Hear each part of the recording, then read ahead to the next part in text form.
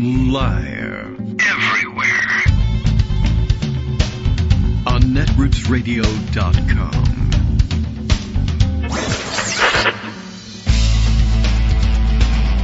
David Waldman. Kagro. In the morning. Now, here's David Waldman. Oh, boy. Hey, well, you know, the traditional greeting still applies. Good morning, everybody. How are you doing? I am genuinely interested in how you are doing. It probably doesn't help anything to start out by saying, hey, bad morning, everybody. I know how you're doing. Well, I have some idea of how you're doing. We have been through this before, as it happens, and I was referring back to, well, how did we handle it in 2016? How did we handle it in 2020 when we didn't know what was going to happen and the results were still outstanding? But I guess we're now past that point. There's no longer any reason to refer, I guess, to 2020 when the results were still outstanding. It's looking like officialdom, newspapers, etc., television stations are just saying, well, it's done. Trump has, in fact, won the electoral college votes that he'll need. Not that anybody needed any electoral college votes. You could just make those up, as you know. I don't know what to tell you. There's no way of predicting anything. I mean, everyone will have a take, and there are some good ones and some bad ones, and so I don't know how to judge them now that I think about it. But there are some interesting ones that I'm sure we will lean on. I think you kind of know what's coming, but on the other hand, does anybody know what's coming? It's going to be awfully difficult to analyze anything with a straight face.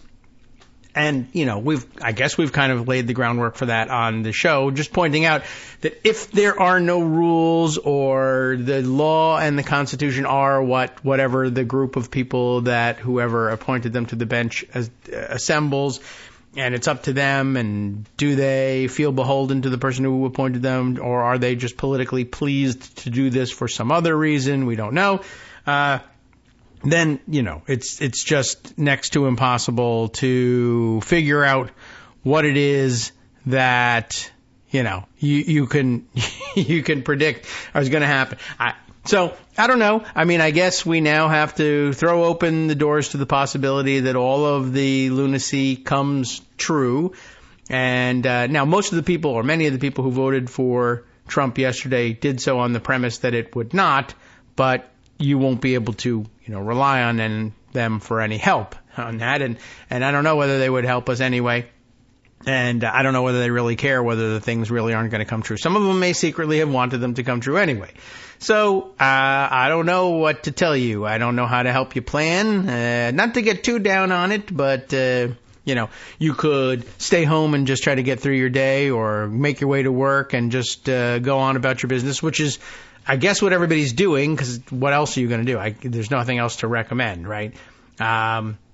It's not done yet. There's still a couple of months before, you know, formally there's a handover of power. I don't know whether that rule still applies. Trump did campaign on the idea that, now really I would take over the day after the election, which is not a rule, but neither is forging electoral college certificates. And that apparently in the end will have no penalty attached to it. We could do our countdown as we usually did. And I kept it in the Morning Post. I mean, it's still true that these things are scheduled. We're about 21 days from 3 weeks out from Trump's sentencing in New York. He is, of course, a convicted felon, found guilty on 34 counts in New York State. Will the sentencing go forward? Well, I don't know. It hasn't so far. It's been rescheduled twice, and I assume that there will be paperwork being filed in the near term, although maybe all the lawyers are drunk at the moment. But perhaps after they recover from their hangovers, they'll file paperwork, I assume, seeking to dismiss the whole thing, or to at least delay the sentencing further. Now, it is a state sentencing, and he will be in charge of the federal government, but I don't think that they really understand the federalism part of all of this. And ordinarily, you would say, well, it's a state crime. Like, for instance, can he pardon himself for it? The old answer is no. They are state crimes, and the pardon power applies to federal crimes. The new answer is, hey, I don't know. Maybe the answer is if you think that it doesn't apply, you're under arrest. And does that make the answer different, or it just, does it make a difference about what you say out loud? I don't know. What about the future of the show? Well, I've had a couple of people say, well, I'll really need to rely on you for sanity if Trump wins again. I hope that is possible. And, I'm small potatoes, so you never know how long it will take them to figure out that if they decide that, going around silencing people is something that they want to do. It may just come coincidentally or tangentially, like, for instance, I don't know whether streaming radio is something that will, it might not be a crackdown, legal crackdown, but I don't know. Maybe now Elon Musk owns all the technology officially that goes into streaming, and if you don't pay him $1 million a year, you can't use it, and we just can't afford to broadcast. I don't know. I'm not sure. Greg Dworkin is coming to tell us whatever. I don't know. Why predict what anybody is going to do? There's no real reason to try to predict what Greg Dworkin is going to tell you when Greg Dworkin is here to tell you right now. Hi, Greg. How are you feeling? Well, I've had better days. Yes. Certainly had better nights. I've had this day before. I do have to stress that, again, like twice in one way or another. And we are still here. Prepared us a little bit for how this was going to feel. The feel, yes. That's true. And what are you going to do? You gotta put yourself out there and say, here we are until we're not. Right. And I'm going to take to heart something that Jon Stewart, who I don't always like, said the other day, which I thought was actually very good. He may have hot and cold streaks, that guy. Yeah, well, he was just looking and saying, listen, we're going to try to analyze what's going on here. You're going to hear a lot from the pundits, and every one of them is going to be wrong. Yeah, there's no because right we really anymore. don't know exactly what happened, and it's going to take a while to figure it out, which I think is true, but won't stop me from at least bringing up some observation points. What else could you possibly do but observe? You got to take it to heart when he says stuff like that, because I'm not necessarily going to be right about that either. I wasn't right before the election, so why should you be right after? He's not going to be right either, so, we all take our stab at it. Yes, you're entitled. So there was an election, and I think the gut-wrenching part of it, the thing that I think bothered me more than anything else was the 51 to 47.5 popular vote win for Trump. Yes, well, that is not fun. It's because not only did he beat his usual 47, which I don't know that anybody really expected that. They expected him that, 50-50, so he certainly might win. A lot of the pundits were thinking he was going to win. A lot of pundits didn't. But I don't know that anybody saw 51 to 47.5. And what that says, and as one of my friends pointed out this morning, basically, we lost a tremendous number of counties across America that we had won back in 2020. Yeah. And so that's what the popular vote is telling us. And even then, back in 2016 and in 2020, but certainly in 2016, it wasn't a popular vote thing. Mm-hmm. And now it is. So obviously something is going on, and something's going on writ large. So I have to say, first of all, and I'm not the first and only one to say this, Kamala Harris actually ran a terrific campaign. Yeah. And she came from 100 days back and leaped to the front, made us competitive, put together an incredible ground game, did everything that she said she was going to do, did it right, picked a good VP, picked somebody who was very popular, somebody who worked out in the Midwest. All of that stuff is true, and none of it mattered. And so then you have to step back and say, how come none of it mattered? Yeah, I will say, I'll go on record with you right away and say I have zero interest and nothing to say with respect to, I blame XYZ element of the campaign or consultant or any. The race was great. She should have gone to Wisconsin. I mean, she was fine. She did more than fine. And Trump ran the worst campaign I've ever seen in my life. But I don't have anything to say about the campaign or what I would have done differently.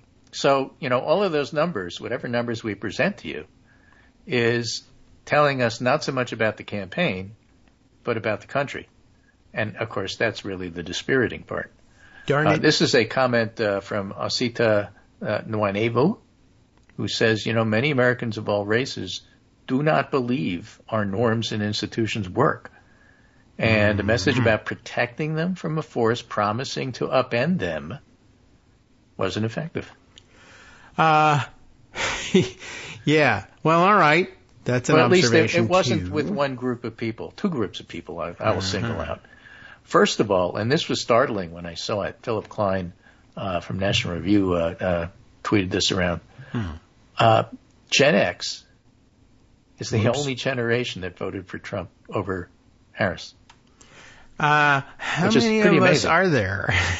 This is not right. It's 35% of the voting public, which is the largest group. Darn it, why is this? 18 to 29, 55-42 Harris. So the kids showed up. They were all right, 14%.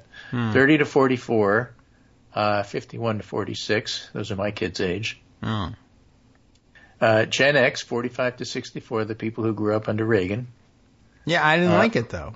53 to 45 for Trump, the only group. And then 65 or older, was all this talk about how come Harris is winning seniors. She did win seniors. 50-49, maybe that'll change when better data than exit polls come.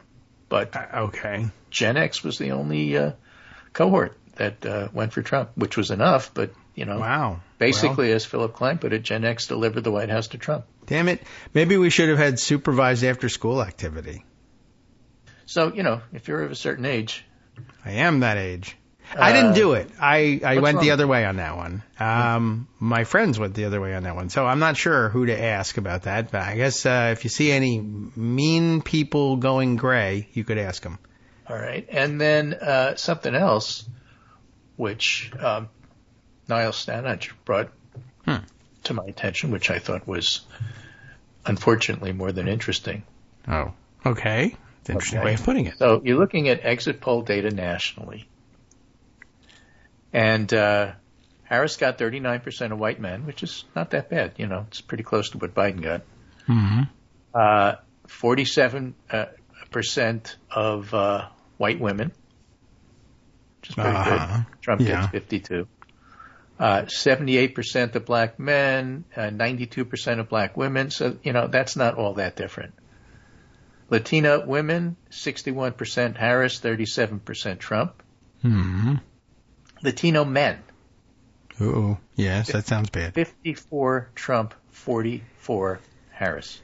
Hey, well, that's the group that really hurt, and it hurt in places like Pennsylvania. Well, they're a big favorite of Trump's.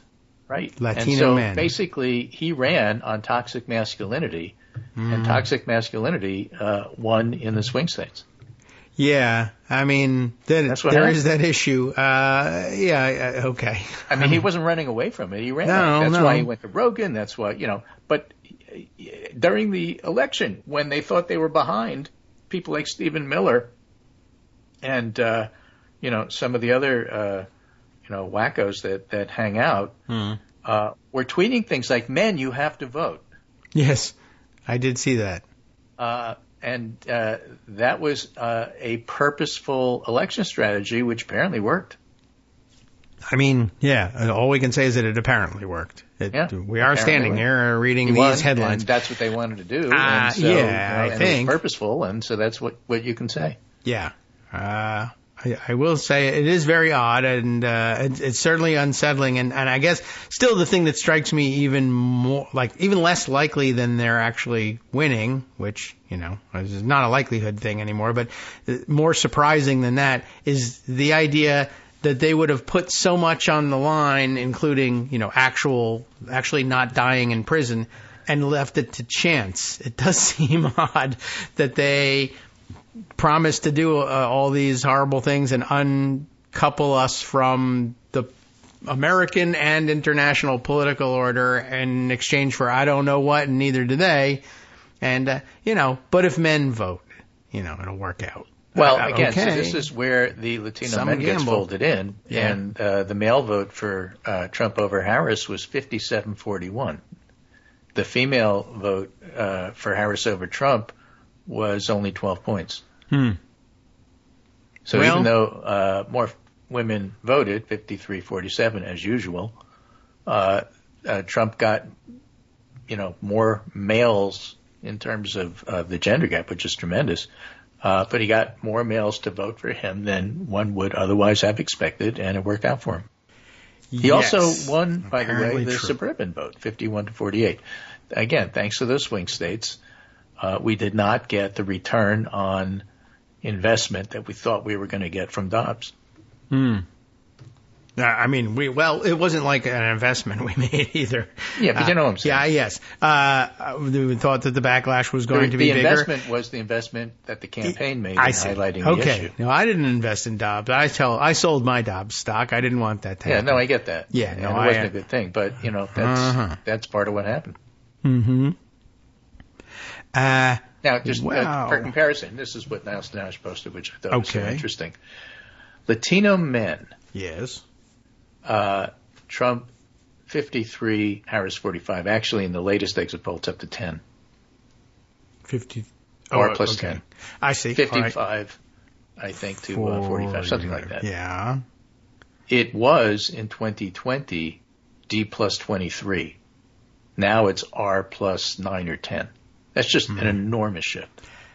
Yes. Like, nothing else shifted like kind that. of an unbelievable similar shift. To 2020 numbers. Yeah. That's more than remarkable. It's it's at a level that ordinarily I would say, well, hey, I don't even know are you sure? Run those again. I'm not positive those are correct numbers. Yeah. That sounds like maybe not correct numbers.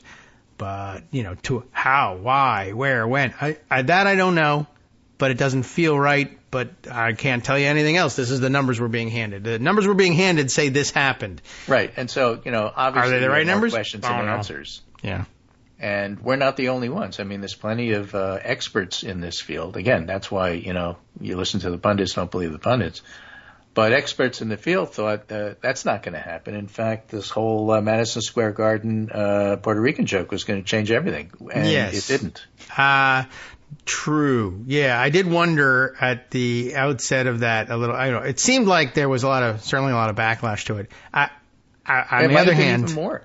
Yeah. Oh, I guess that's possible. On the other hand, I mean, there's a fairly decent section of the Latino world that, at some level says, I don't like that if they're saying that about me, but I'm not Puerto Rican. I'm Colombian. I don't care about Puerto Ricans. I don't know that I feel any particular brotherhood with them, or, I might even be a huge rival for me where I live. The point is, it's not one thing. You look everywhere, and it was everything. And so, my theory of the case at this point, and this is what I wrote this morning on the Pundit Roundup.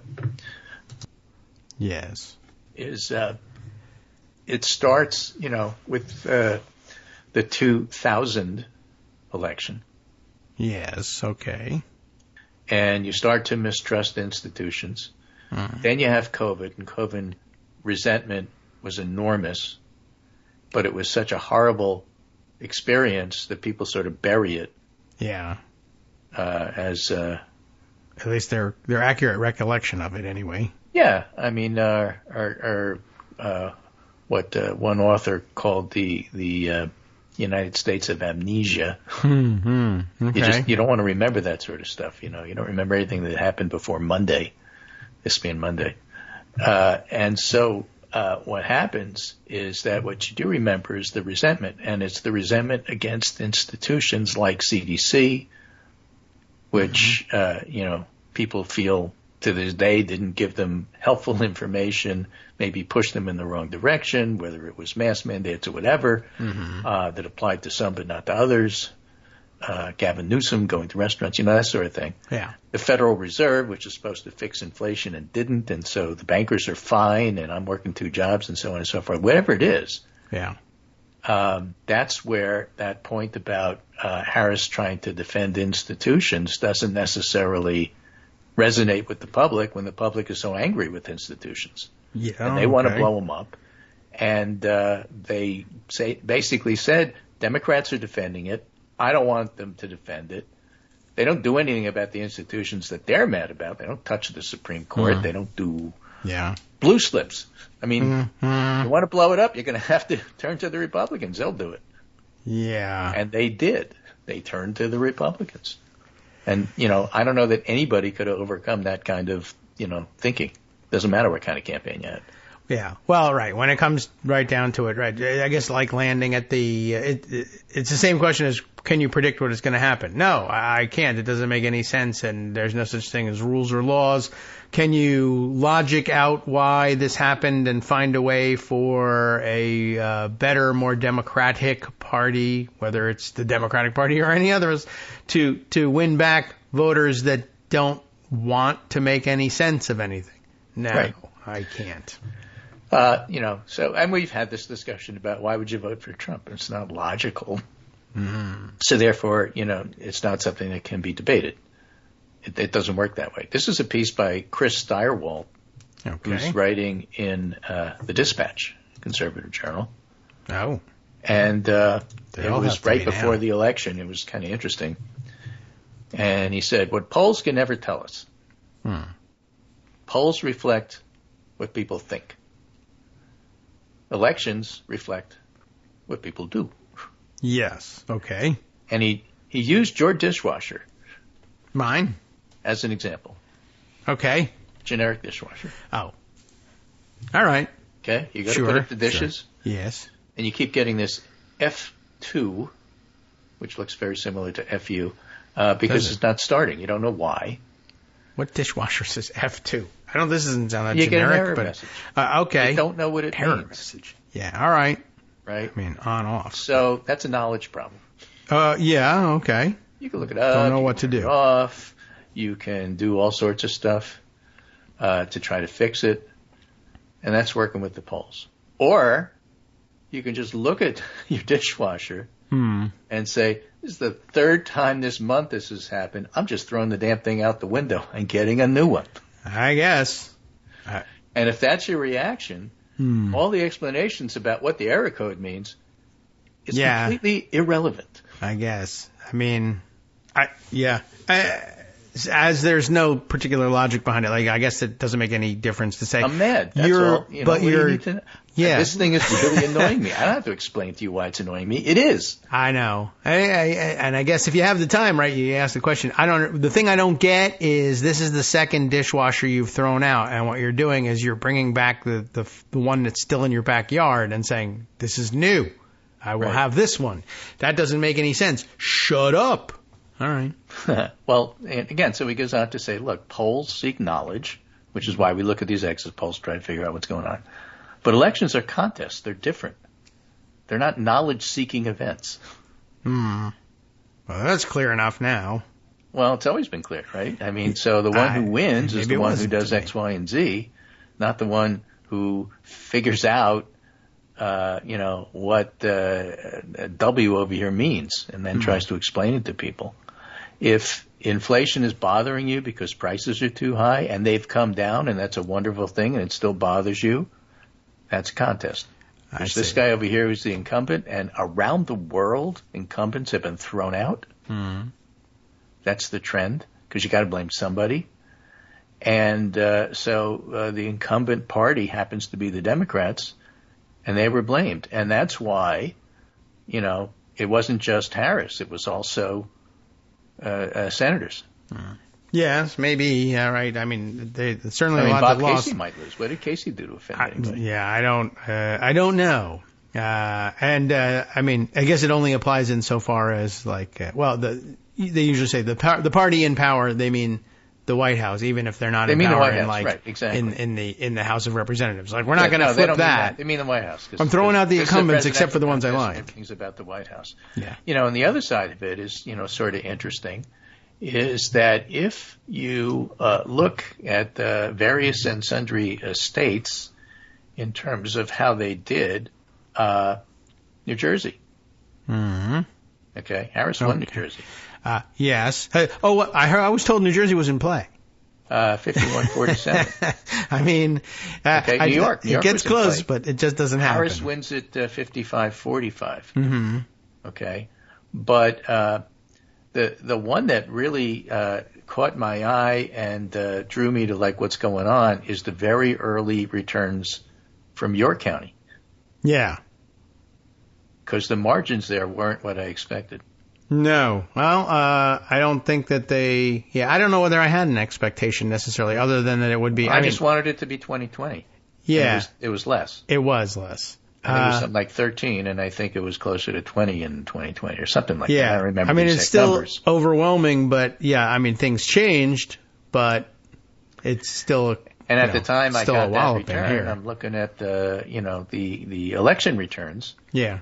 And at that moment, Trump happened to be winning Virginia.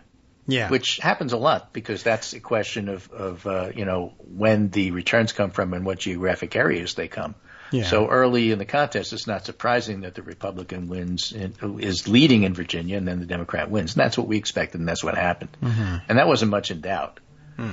But, it's like one of those, I thought Virginia was going to be called like 8 seconds after we got the returns. That's not happening. Oh. Well, yeah. I don't know when I expected to see the results. It's taken a longer time. I remember that time with Hillary, it took like forever.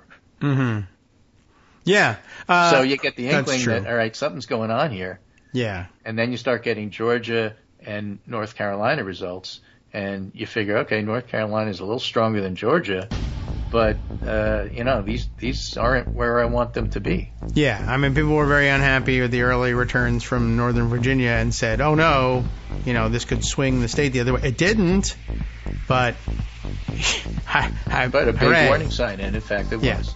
Yeah, right. Well, other states swung the other direction, and I don't know. Glenn Youngkin remains something of an anomaly here, but he'll take this as an endorsement of himself. But towards what end, I don't know.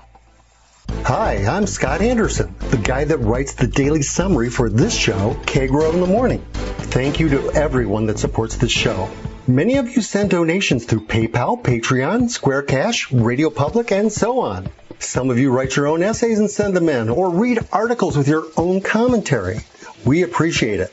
Now, some of you are listening to this and thinking, I'd like to help, but isn't there something I could do that wouldn't require money or effort? Why, yes, there is.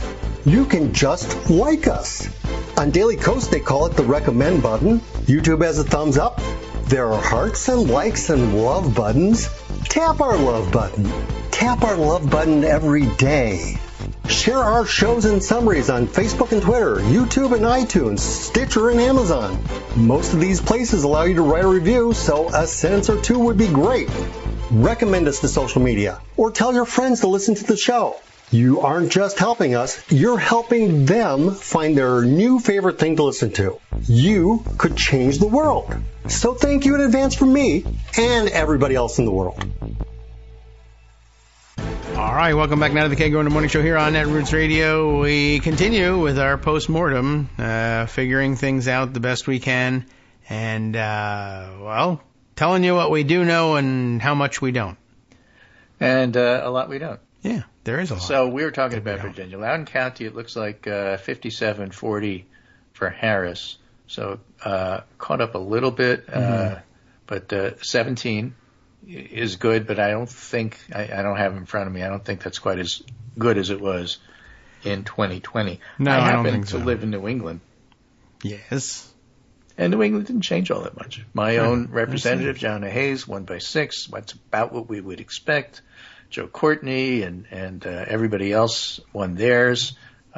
Pretty much New England stays blue as far as the House goes. But it looks like the House may well, go red. So they may have all 3, House, Senate, and White House, which is one of the reasons why last night was so bad. Yes, and one of the reasons why the future may also be bad. Well, yeah. I mean, not for a couple of months, but after that, not so good. Yeah, I mean, unless so the get stuff rule done. about if you have stuff to get done it done in the next 2 months if you can. It's definitely true. There's really no predicting what happens after that. Federal government that will now become the transfer of power will be peaceful. I can predict that because we're doing it. Yeah, that's true. I guess that's. I assume that's unless that's a rule that went out the window too. Where they didn't ask me about it, so I can't tell you. But yeah, and I assume they wait a little while. There'll be some freelance activity in between now and then, to be sure, as people anticipate being offered presidential immunity, like they think it'll trickle down to them. I'm not certain that you should not bet on that. I don't know that Trump is going to take notice of you, even though you have a lot of MAGA hats. So, and it may take some time to get you out of prison if you decide to go on a crime spree between now and his takeover, or even after his takeover. But well, we hope that will keep people in check. But yeah, I guess there are affairs to get in order, and I don't know, how much time you got to do it. But the transfer of power does come in 2 months? So, yep. Okay. So there were various and sundry constitutional propositions and proposals in various and sundry states. Crap. Arizona, That's for a example, dumb piece of paper. Voted to create a right to abortion. Yes. 62 to 38. Florida tried to. They got, I think, 57. Yeah, and but you need lose. 60, so that didn't go. Everyone knows you need 60 votes to do anything in Florida. Yeah. So, or the Senate. But, to give you an idea, again, of how things went, in Arizona, there was another proposition, Proposition 314, allowing police to arrest immigrants who enter the U.S. illegally. In other words, bring back Joe Arpaio and let the sheriffs go and arrest people. Mm-hmm. Allow 63, don't allow 37. Well, now you have that. That gives you an idea how the night went. Yes. Another observation about how the night went and the lack of logic. I did see somebody, put it rather succinctly yesterday. Basically said, how do you... The difficulty is going to be finding your footing in terms of how do you run a campaign in this country when in Florida the enshrining abortion rights in the Constitution got 57% of the vote and loses, for one thing, and also the architect of the emergency in reproductive freedom that created the need to do this also got 57%. 57% said, I need to have abortion protection in the Constitution, and 57% said, I'm voting for the guy who destroyed the right to an abortion. Okay. Miniature American flags for some, I suppose. I suppose, just I'm reminded of the Twitter person who said, I don't really care if he is Hitler. I just want lower taxes. I guess. And somebody actually said that. People really do. People really do feel that. Some people are joking when they say that, and some people are not. And, the tax is, the tax rate is whatever Trump wants from you. Now, not just your tax rate, but, you should keep in mind that if you, as I'm watching people trying to be sensitive to the needs of others and the feelings of others, actually, and saying, I am in a place of privilege, so I might be okay, but I know a lot of you are in danger. I'm going to stand up as an ally. But everybody, and you should, it's nice, you should say that. It might help people feel better. You might even be able to actually do something to help them. But yeah, in terms of your turn in the barrel, as the Trump people like to say, if you have a nice house or a nice car and a Proud Boy wants it, I don't know what you've got. I don't know. There's places where the police said ahead of time, I'm not responding to 911 calls from Harris voters. I'm just not. So Elizabeth Spires has a interesting and provocative article in the New York Times. You're under arrest, not Elizabeth. That one. Trump offered men something that Democrats never could. Oh, boy. No group of voters was more loyal to Donald Trump than young white men. One early theory was that this was male isolation and loneliness, but that's a fundamental misunderstanding of Mr. Trump's appeal. He did well with male voters because he's a walking avatar of the kind of masculinity the Democrats can't embrace. That's why she didn't go on Joe Rogan, and there's no reason why she should have. It was the right move for her not to. Yeah. Just like it was the right move for Trump to do it and get his endorsement. Yes. From a contest point of view. An hour before the polls opened, but yeah. Well, but again, it got there, so, And there were certainly people who were online who told people, I'm voting based on the Joe Rogan endorsement. Well, I don't know that it made any difference one way or the other, but it was all of a piece. But yes, I see what you mean.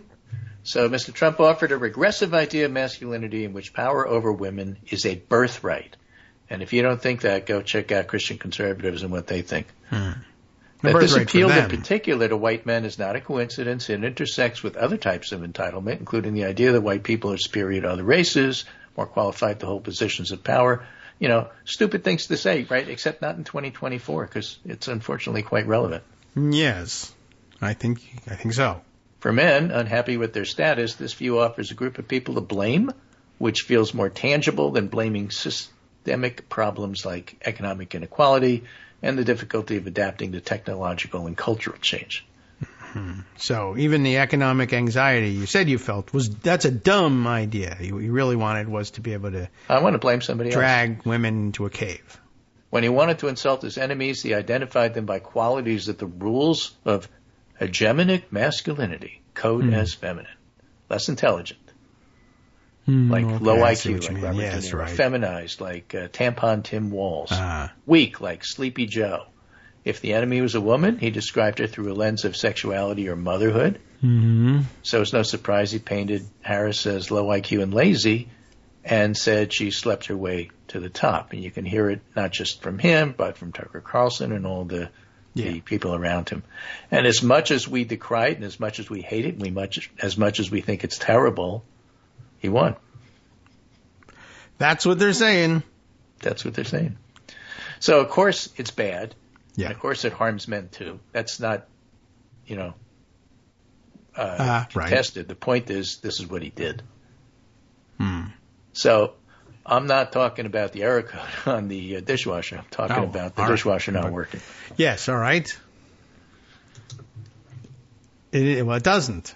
It doesn't, it's a hard read, but it's correct. Yeah. All right. Well, there's going to be a lot of hard reads. Yep. These days. And by the way, I mean, they might be right, and it might need to be said. Don't write one under the impression that it'll get you out of jail later, but it may still be true. Yeah.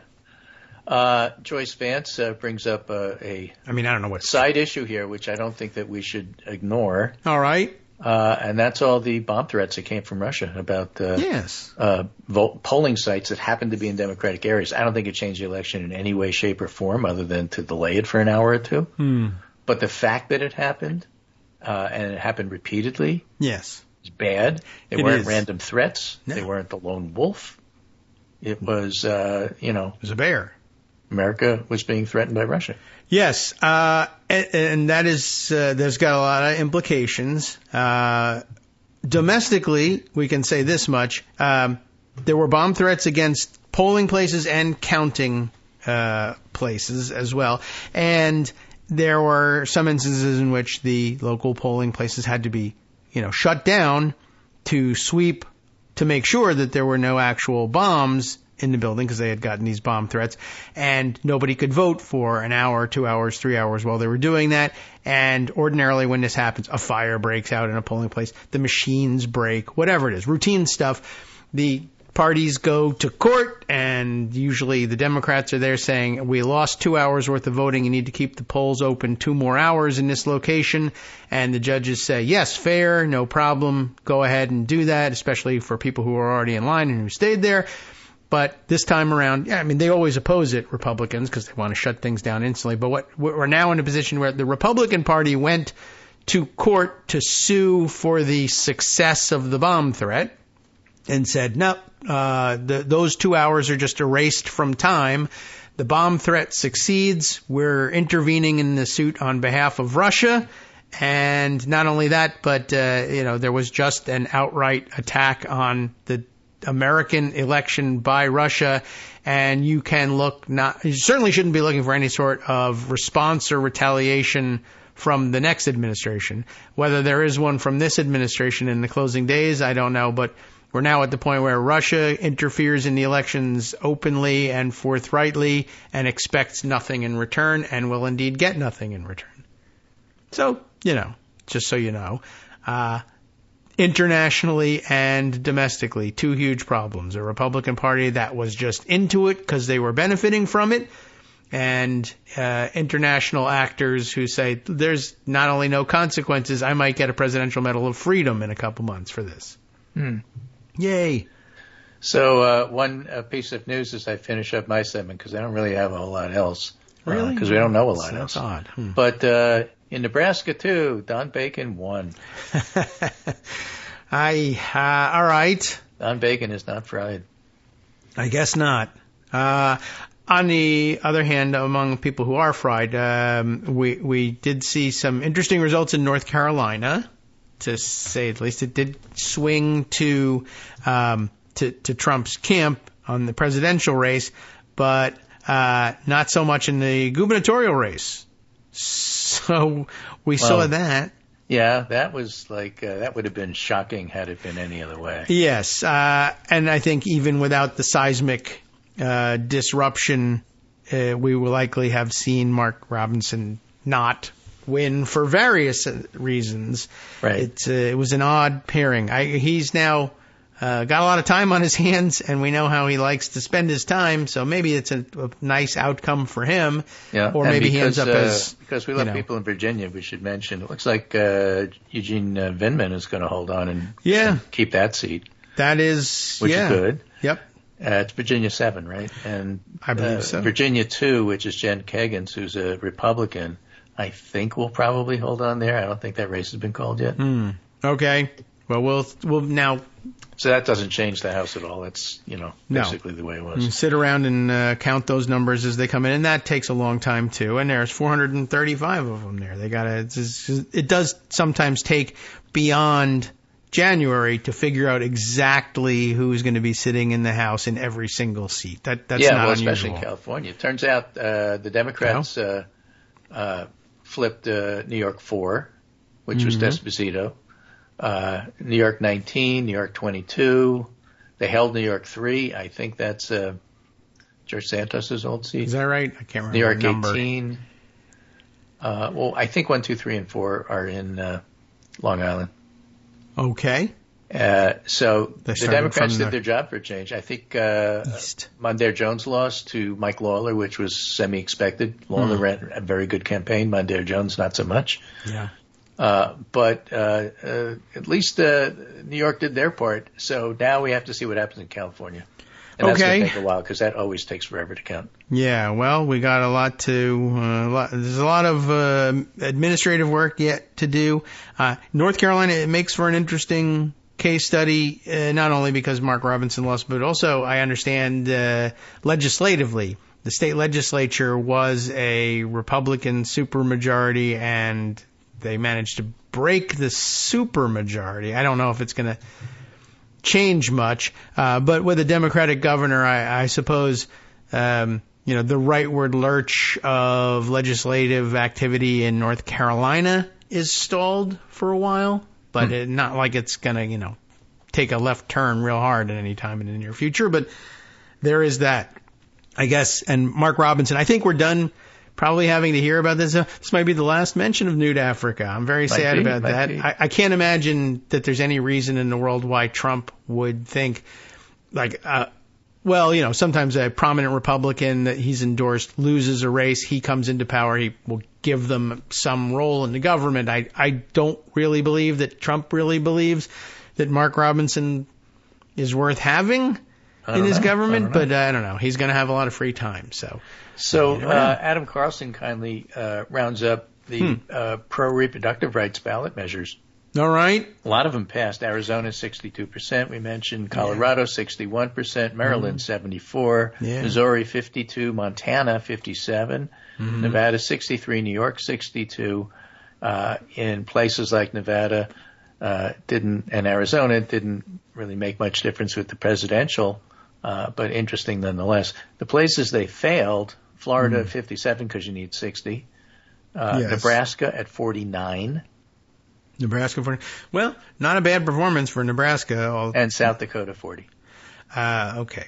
Not a great performance there, but those were always tough calls. Some states help to protect themselves, other states not so much. Yeah. I mean, those are the results that I think everybody expected for the earlier ones, like Kansas. Right. I mean, this was not shocking. What people expected is that Kansas might actually bring out some people to sort of take that vote and say, okay, and who was responsible for us needing to do this? And that didn't happen. Yeah, that's it's surprising and upsetting, but true. And I don't know what to tell you. And I mean, I guess good luck with the Constitution and all. I mean, it's going to be in there, and I hope it matters. Hope it does. Yeah, that'd be terrific. Anyway, that's my observations for today. As I said, it's there's a lot about what we don't know. Maybe we'll know some more by tomorrow. Yes, perhaps. Yeah. Yeah. What can I tell you? As long as we're allowed, right? We'll do it as long as we're allowed. Sure. Yeah, I like that. Yeah. Okay. Why not? Thanks, Greg. I know this was extraordinarily tough because I felt that way too. And you can't not do it because that's worse. People will feel scared, I think, even more so if we don't show amateurs, up. So we don't have to. All right. Professionals and work our way through it and pretend none of this happened. We're amateurs. Yeah. We're terrible at absorbing this with a stiff upper lip. Yep. Exactly right. Okay. All righty. Well, thank you. Yes, you too. See you soon. And we'll talk about this more tomorrow. All right. And by the way, if you want that boop boop sound edited out, I can ask the editor to do that. But I think it's a nice touch on the way out the door. Okay, so what can I tell you? Is there anything else? Just generally a quick roundup. Looking in my overwhelmed email inbox, The Hill, New York Times, Salon, et cetera, filling the inbox with, the results and everything. Yeah, Ted Cruz comes back. That's a very big disappointment, but was always kind of likely to happen. Let's see. So here's the DLCC put out their press release saying that this is the confirmation. DLCC breaks supermajority in North Carolina House. That seems like good news. And the DLCC noting that they were able to defend the Minnesota Senate majority in a special election result there. So, I mean, are there good results someplace? Yes. Vindman, as Greg mentioned, holding on, by a thread in Virginia's, the 7th district, I think you guessed. And, great. There's, it's supposed to mean that they can't arrest him for being Vindman because he's got immunity as a member of Congress. But, it was supposed to be that you can't run for president as an insurrectionist, and that didn't mean anything either. So, again, I just don't know what to tell you about the rules. All right, so let's see. Anything else I want to add from the newspapers and what they're saying about? I don't know. Probably not at this point. Let me take care of one other piece of business. Well, because I don't know. What else am I going to tell you? I got an interesting email that I got to share with you from. I think I can credit this to you, right? Is it Renata? Is that the pronunciation, Renata? Who has written before? I think. Now that I think about it, I should take a look at that and see. I'm fairly certain, there's been a couple of previous emails. It's been a while since we heard from you, but here's an interesting thing. It's always wise to look at the nuance of everything. And now, in hindsight, we get to say this. Okay, so RFK Jr., who may or may not become some sort of health czar or head of HHS or just, hey, anytime you want to call me up and tell me what the rules should be, let me know. He, of course, went completely off the rails the other day with a list of things that he was going to ban, including, by the way, Gatorade and Cool Ranch Dorito chips and mayonnaise. And I don't think that the Trump voters are going to be very happy about that, but I don't know if it matters. I don't know if he's going to remember. Who knows? He's got a brain worm that might not come to pass, or Trump could say, no, I don't want that one, and save the mayonnaise or whatever it is that happens.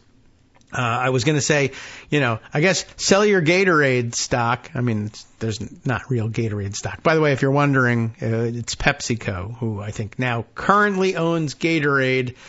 How do they own Gatorade? Did they go out and buy the Gatorade brand? No, they bought the Quaker Oats brand. Why does that matter? Because Quaker Oats somehow, you know how it is with conglomerates. But it's PepsiCo that stands to lose on that one. I don't think it's limited to Gatorade, so I guess that, Powerade, which might be a Coca-Cola product, likewise comes off the market if RFK and his brainworm have his way. The point here was, I was telling people, sell your Gatorade stock, although I can't promise you'll be allowed to keep the money. So, I'm not certain what that means. Everything's in question now, right? Like I said, everybody will have their time in the barrel if Republicans want to put them there. Or not even, I don't even know if it's going to be Republicans anymore. It's just Trump and whoever he feels like listening to that day, whether they're members of the Republican Party or not. But, right. If you think you can sit at home and cocoon because of your privilege or your wealth, I would remind you, the government has, a piece of everything, and maybe that's what the Republicans were always talking about. This is bad. The government shouldn't be involved in anything because the less it's involved in, then the less a future dictator will be able to take away from you using the levers of government, by which I mean things like, can you sit at home? Do you have a home? Does a Proud Boy want your house? Does a Proud Boy have a gun and catch you unawares, and now that house is his house? You go to your bank account and say, well, I guess I'm out my house. I'll go buy another one. Is that FDIC insured bank account still there? I don't really know. What if the bank CEO is a Trump supporter and he empties your account and keeps it, and the FDIC is instructed to not insure your deposit because you're a jerk? I don't know. Maybe it happens, maybe it doesn't. Anyway, that's not what Renata was writing about. I told you that there was nuance to RFK Jr.'s craziness. The fluoridation thing. All right. Now, there are certainly lots of people. I guess the anti-fluoridation forces that are most famous, most well known to us, are the kooks who think it's a communist mind control plot, like Virginia, Ginny Thomas's mom. What was her name? Marge Lamp, right? That was sort of an interesting bit of information, and all very well and good and fun and entertaining and everything. But because we are Democrats, or, whatever they're going to make us call ourselves from now on, we might not be able to use that term anymore. Who knows? But on the other hand, Republicans may have invested too much money in demonizing it to let us shed it. But anyway, there are legitimate reasons why some folks who are normal and everything and have brains in their head might wish not to have fluoridated water.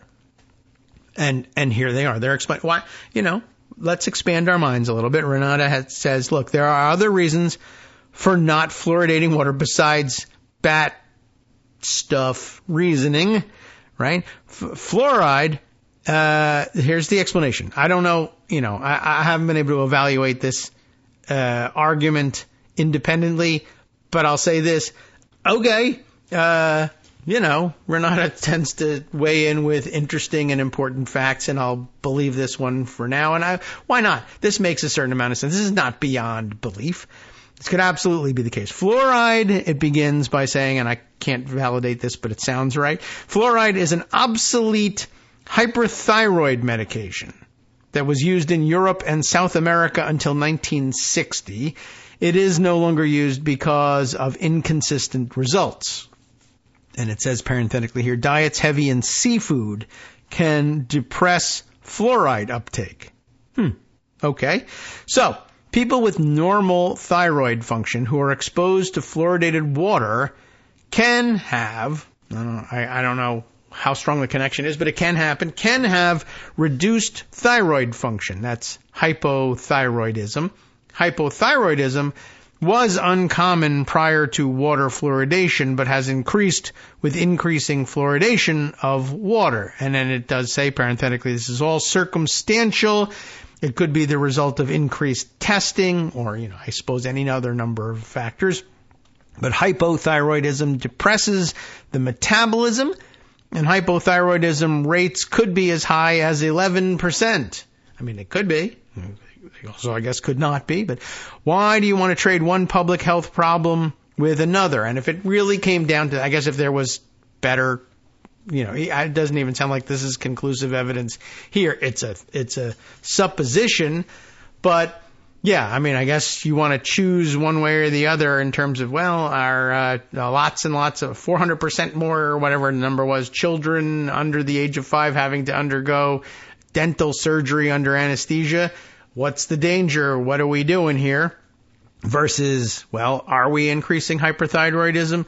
We might be, although the evidence is circumstantial. Whereas, I guess there's direct evidence. It's a lot of, I don't know, it seems like it's a better established thing, the connection between dental health and fluoride. That appears to be a more robust conclusion, perhaps.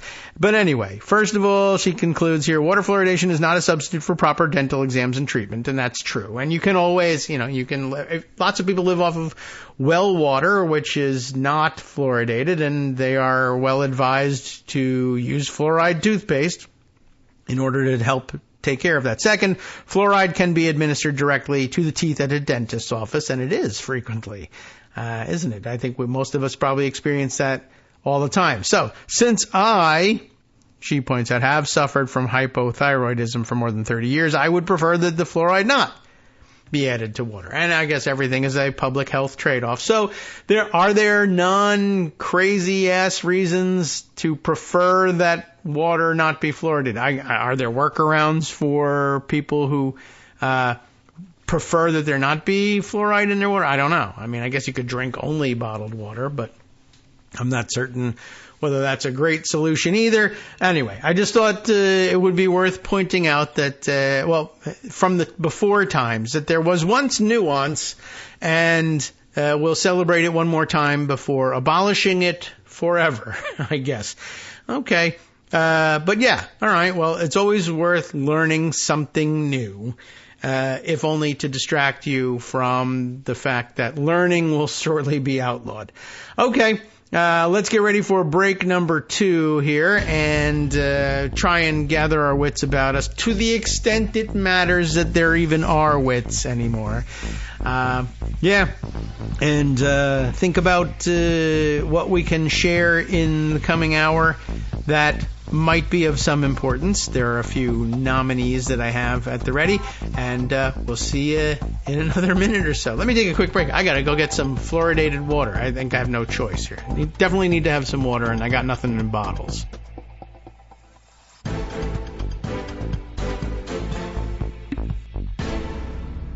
Hey, come on. Let's not fight with the mute button. I've got enough problems on my hands. Okay. But yeah, ran away to get a quick drink of water, and now I'm worried about my thyroid, and I guess I should be. I don't know whether I have it. I don't know how high the incidence of hypothyroid. What was it, 11%? Maybe, but we're not so sure because the testing is. I don't think I've ever been tested for hypothyroidism. So now, how do I even know? Anyway, that was of interest to learn. Thank you, Renata, for chiming in on that one. What else? Were you curious? I was. What else has Renata chimed in on in the past? I mentioned there were previous emails. One was back in February of 23, Oregon's law concerning paramilitaries. Did we get that one on the air? I certainly hope so. And that was kind of interesting, that one. Pointing out that the Portland altercations between right-wing groups and Antifa and the police has several complications, including, by the way, that the Portland Police Department is riddled with white supremacists, which I think we eventually guessed was the case. But that was one of the topics in which she's chimed in before. And the other, the caning of Charles Sumner. How do you like that? When did that one happen? That was back in, about 4 years ago. November 25th, 2020. Let's see. During the caning of Charles Sumner, Representative Lawrence Keitt, K-E-I-T-T, is it Keitt perhaps, prevented the intervention of other senators by brandishing a pistol and a cane, by the way. So there is an instance of an elected official pulling a gun in the Senate chamber. So I hope we got those things on the air at the appropriate moments. I don't know that I have specific memories of reading those, but just in case you were wondering, well, who is this person and where are they coming from? It would appear to be a normal and sane place, and so you can feel some confidence, I think, based on past record that, yeah, I mean, even if you didn't know anything about the connection between fluoridated water and hypothyroidism, there's pretty good reason to think that if you went and looked it up now, you would say, oh, yeah, look at that. Just to add some context to it if you were at all worried about that. Okay, I have some things that are pocketed that will lead me to other tangents that are important to share with you. Here's some notes on life in general that I have put away for you. I mentioned to you, for one thing, that there were instances of bomb threats being called in. I guess a more minor issue, but still more evidence of shenanigans going on. The FBI had to put out a press release yesterday on, it is titled here, FBI statement on additional inauthentic uses of bureau name, the FBI, the bureau, insignia as well, in promoting false election-related narratives. So minor storyline here, but perhaps with greater implications. Perhaps we'll hear more about it in the future. Today, the FBI was made aware of 3 instances of its name and insignia being misused to promote false narratives surrounding the election. These 3 instances are the latest in a series of fabricated videos and statements falsely attributed to the FBI designed to mislead the American public. I suppose some of them were aimed at possibly, swinging votes by saying, well, the FBI has found XYZ terrible thing to be happening, and if you want to be safe and restore law and order, vote Trump, that sort of thing. The first is a fabricated FBI written statement warning media and bloggers against publishing information about violence at polling stations. That seems weird and interesting. I guess they were anticipating some violence at polling stations and were trying to intimidate bloggers and others, social media users, against trying to intimidate them out of reporting it if they saw it happening. Such that, I suppose in that instance, the people we most anticipated becoming violent at the polling stations, the Trump supporters, is what we figured, would be able to get away with it. But I don't know. I don't know whether this false information worked or there was just a lot less of it than we thought, although there were plenty of instances in the closing days of violence and the threat of violence, up to and including those bomb threats at various polling stations. And they were, in fact, perpetrated on behalf of or by Trump supporters. There was also lots of viral circulation of videos of people becoming, in some cases violent, but in some cases just threatening violence and becoming irate at the polling stations. People who showed up wearing, for the most part, Trump paraphernalia, and you're not supposed to be wearing campaign emblazoned hats, T-shirts, what have you, anything of the sort inside the polling place. And when they try to enforce that rule, the people would get angry and throw things and sometimes hit the staff, and sometimes the staff would hit them. It was kind of crazy, but it didn't rise to, deadly levels, thankfully. At any rate, the FBI was forced to warn people about the false use of their insignia and name in first warning media and bloggers against publishing information about violence at polling stations. This false statement claimed that active dissemination of information about attacks at polling stations may provoke a spontaneous increase in such incidents, and that withholding such information would ensure the safety of U.S. citizens. That statement is not authentic. It's not from the FBI, and its contents are false. The second was a fabricated video impersonating the FBI and a United States government agency, purportedly providing a joint statement suggesting that schools suspend educational activities through November 11th, claiming that, quote, the risk of school shooting and riots has increased significantly, unquote, because of the U.S. election. I mean, we have yet to see whether that's actually the case, but it's not the case now, and no, the FBI did not encourage schools to close. The fake video further states, to avoid casualties, schools should switch to distance learning or temporarily cancel classes. That video also not authentic, not from the FBI, and its contents are false. The third is a fabricated video claiming that the FBI received 9,000 complaints about malfunctioning voting machines. I guess they didn't need to pull that one out. But it further states that the machines were found submitting votes for a specific candidate. That video is also not authentic, is not from the FBI, and its contents are false. Election integrity is among our highest priorities, the FBI says, and the FBI is working closely with state and local law enforcement partners to respond to election threats and protect our communities as Americans exercise their right to vote. Attempts to deceive the public with false content about FBI threat assessments and activities aimed to undermine our democratic process and erode trust in the electoral system. The FBI encourages everyone to seek election and voting information from reliable sources, such as at your local election office. And if you suspect criminal activity, we ask that you report the information to state or local law enforcement or by contacting the FBI. And contacting the FBI probably in a couple months won't help you very much. So, I don't know. And I don't know. Good luck. Hopefully you have local and state law enforcement that still have rules, and you might be able to report those things to them. Okay.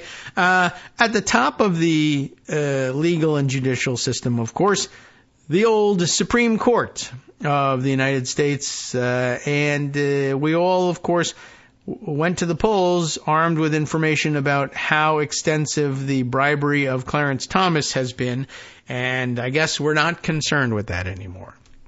So you could try on this new thing for size. I saw something about it the other day, and I think I put away in pocket a more clinical examination of it from above the law, but there's now a more, well, let's see, do I have access to the original of this one? A more, I don't know what to say, but maybe a more entertaining view of what's going on here.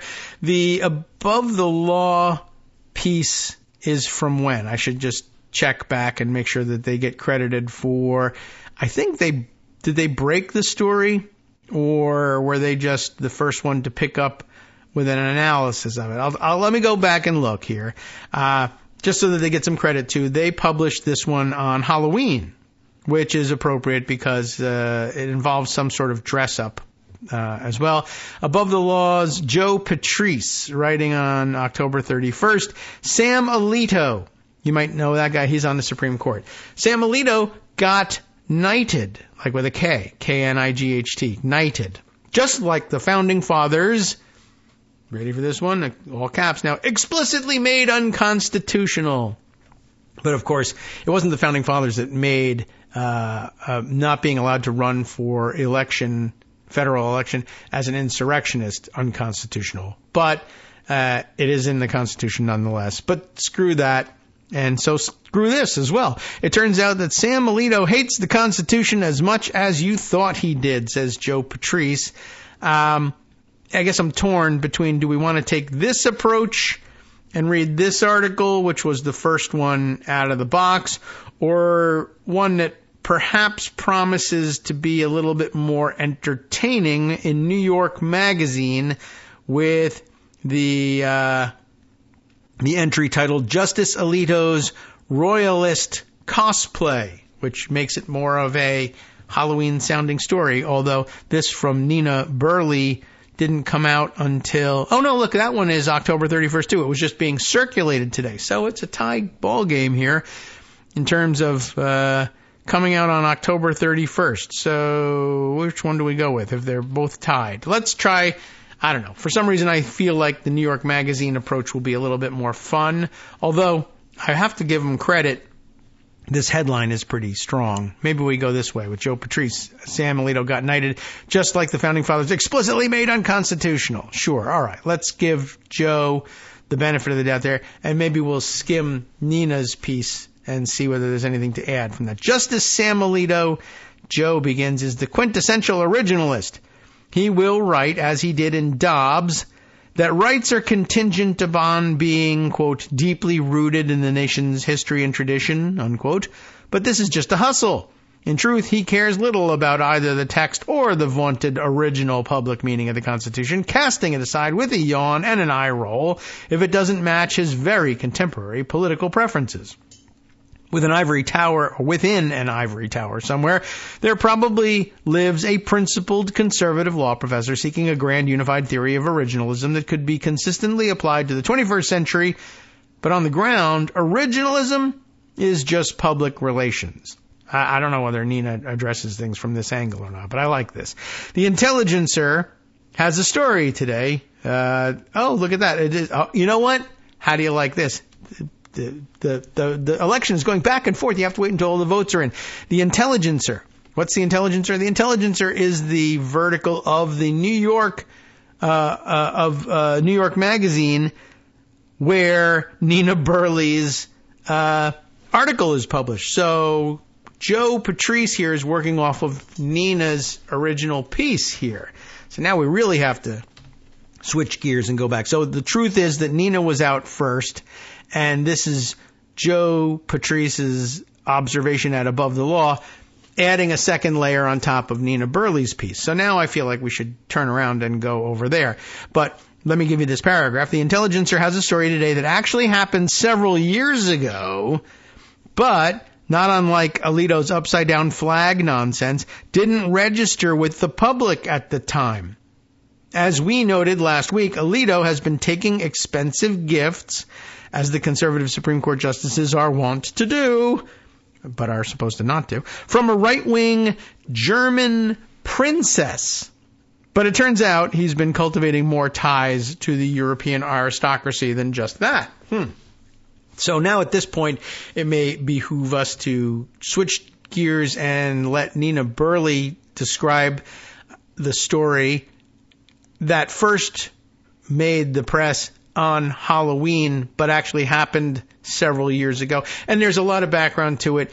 And by the way, there's more a background about this right-wing German princess, and she too apparently bit of a party girl way back in the day, but then decided when she was done doing that screw all of you, nobody gets that flexibility. I had a good time, but F you, I'm right-wing now, and no parties for anyone. Gen X. Anyway, all right. So this is a little weird that we're jumping around in between these two things, but this seems important. And this, by the way, the Intelligencer piece here that I'm about to read you from New York Magazine is the one that I think that Marcy Wheeler was circulating this morning too, which is what made me think it might be a little bit more fun. But let's take a look and do it chronologically. Now, Justice Alito's royalist cosplay, Nina Burley, New York Magazine, October 31st, begins this way. Even when it's not Halloween, a certain breed of religious traditionalist longs for the days when men donned capes and cloaks decorated with symbolic sashes and ribbons, got knighted, laid holy swords in caskets lined with red velvet, and pledged oaths to monarchs and popes. Conservative lobbyist and court packer Leonard Leo belongs to the Sovereign Military Order of the Knights of Malta, a Catholic lay order that dates to the Crusades. The Opus Dei organization, best known for its super kinky corporal mortification rules, sent a priest wearing a spiked garter under his cassock and to convert a swath of Republicans in Washington, a project that has proved quite successful. Yikes. It turns out that the last time Donald Trump was president, Supreme Court Justice Samuel Alito, author of the Dobbs decision setting women's health care back a few centuries, and I guess it's going to stay there, added a knighthood to his own resume, pledging an oath to the Sacred Military Constantinian Order of St. George. And why not, right? The knighthood, bestowed in 2017, wasn't widely reported at the time, but the order's website was updated in July, with Alito's investiture on the front page. It took him, for 7 years to come around to, I guess, we should update our website. I don't know why, but they did. Alito has long had vaguely medieval cosplay tendencies. The New York Times reported recently on how last month he listed Princess Gloria von Thurn, probably Turn, perhaps, Thurn, maybe in German. I'm sorry, there's more to her name. Princess Gloria von Thurn und Taxis, which is spelled like taxis, which, that's kind of funny. And anyway, no one takes taxis anymore, Ubers. Uber Turn taxis. Princess Gloria von Thurn und Taxis. He listed her in his delayed financial disclosure. Why? For giving him concert tickets worth $900. Doesn't sound all that awful, but it's, probably not something you're supposed to be doing. Remember, there are other Supreme Court justices who said, if I can pronounce that correctly, who said, don't send me bagels for breakfast. That is a violation of the ethics code. But $900 concert tickets, what have you. According to the Times, the princess wants to get to know Justice Thomas better, too. Princess Gloria was a wild child, dubbed Princess TNT, right? Turn and Taxis, TNT, by Vanity Fair back in her hard partying days with Mick Jagger. In her 60s now, she has morphed to the right and become a Catholic crusader. When she's not appearing at transatlantic anti-abortion events and other venues frequented by hard right crusaders and their aristocratic admirers, she lives in a 500-room, 12th century palace that her pal Steve Bannon reportedly wanted to use for his gladiator school. I remember that happening. I didn't realize that she... No, I don't know who. I don't think we mentioned who owned the damn thing back then. But hey, the Constantinian order was founded in the 16th century, but claims its origins to the conversion of the Roman Emperor Constantine and the beginning of the Christianization of pagan Rome. It is recognized by the Vatican, but the knighthoods are administered privately by the Bourbon Two Sicilies family, descendants of the kings who ruled southern Italy in the 18th and 19th century. Hooray! Great, isn't it? Princess TNT's son, Albert, is a knight in another branch of the order, but I suppose that's to be expected. Alito, who referenced a 17th century witch hunter's legal reasoning in his Dobbs decision, accepted the Knight Grand Cross of Merit, the highest rank available to non-nobles in the order, at a mass in St. Matthew's Cathedral in Washington, D.C. in 2017, right in full view of everyone, apparently. He pledged the requisite oath, which is problematic for, a Supreme Court justice or any other high American official. We declare and promise to Almighty God, to Jesus Christ, His only Son, our Lord, with the assistance of the Holy Spirit, the maternal protection of the Blessed Virgin Mary, and the powerful intercession of St. George the Martyr, to observe as true soldiers of Christ everything that is asked and recommended of us, unquote. Perfectly fine for a Supreme Court justice, I am sure. He then added a Savoy blue wool cape made by the Pope's tailor, as it turns out, and retailing for the starting price of €940, and a large blingy jeweled cross insignia, retailing at €322, to his wardrobe of black vestments. Why not? The order's Grand Prefect, Her Royal Highness Princess Beatrice of Bourbon Two Sicilies, and really, shouldn't there just be one Sicily, attended the ceremony. Beatrice is divorced from a Napoleon, and their son happens to be pretender to the imperial throne of France. And you know how well they're doing. Members of the Constantinian Order's American delegation were also at the investiture. They are Trumpy. The U.S. delegate is John Viola. I assume they pronounce it that way. Then president of the National Italian-American Foundation. Doesn't seem terribly worrying, but okay. Not by itself. Viola is the son of billionaire Vincent Vinny Viola, a Constantinian knight himself, apparently, and the owner of the 2024 Stanley Cup champion Florida Panthers. The elder Viola was Trump's initial nominee for Secretary of the Army, but he withdrew rather than submit to Pentagon rules about his business practices. That won't stand in the way anymore. He was also discovered to have punched a concessions worker in the face at a horse auction, if that matters to you. Other American members of the order include Michael LaCivita, vice president of the Catholic Media Association, and, yes, brother of Trump's campaign manager, Chris Lasivita, and Anita McBride, Laura Bush's former chief of staff, who was invested as a dame, did they say, in the Constantinian order at the same ceremony where Alito got his cape. I see no problems arising from this. Prince Carlo of Bourbon Two Sicilies, Grand Master of the Constantinian Order, is a founding patron of the Dignitatis Humanae Institute, a Vatican-connected think tank that Bannon tried to turn into an academy for the Judeo-Christian West in a former Carthusian monastery outside Rome. I think that's the one that we heard about. I knew that there was some sort of monastery involved in all of this. I guess we didn't behead enough nobles back in the day, but it wasn't us beheading nobles anyway. It was chiefly the French, and I don't know if you guys still have guillotines, but sharpen them. Bourbon Two Sicilies followers in southern Italy, and remember, I know this is all very dumb and crazy sounding, but I guess I'm thinking back to the almost insurrection by the German weirdo princes not that long ago, too. So, I don't know. I didn't think that was going to be a trend, but I guess it is one. Bourbon Two Sicilies followers in southern Italy have formed a neo-Bourbon movement advocating for the family to regain power over its ancestral kingdom. These modern-day monarchists advocate the return of Naples and Sicily to the Kingdom of Two Sicilies, the monarchy overthrown when Italy was unified in the 1800s. Okay, just a little bit of...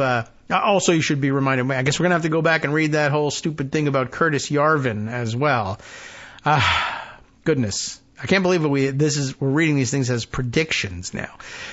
On this side of the Atlantic, American neo-Bourbonists advocate for this cause on a badly edited blog, Il Regno, perhaps, R-E-G-N-O, The Kingdom. For those of us who are traditionally minded, quote unquote, I would say, the Bourbons of Naples are anything but a footnote in history. They are a symbol of authority, sovereignty, and justice. One of them wrote on Il Regno in 2019.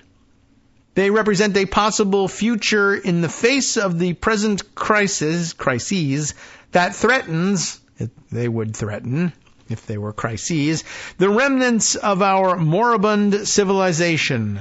A return to traditional religious and aristocratic principles embodied by their, T-H-E-R-E, so that's wrong, Sicilian majesties, although maybe they're only majesties over there. Perhaps that's it. No. Will be our foundation to confront globalism. That's amazing. And the unholy secular worldview currently plaguing our society with wanton materialism and widespread apathy.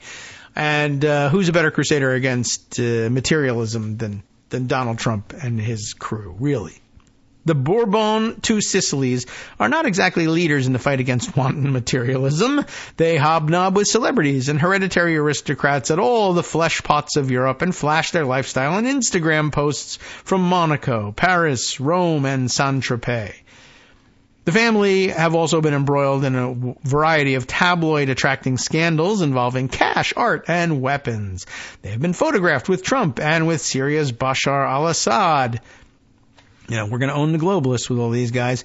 They have been defending themselves in court in the bailiwick of Jersey, a British tax shelter island, over monies and art allegedly stashed offshore. Prince Carlo knighted the president of the island of Mauritius around the time that the Jersey court publicly accused the family of trying to transfer the trust dispute to the Mauritius courts.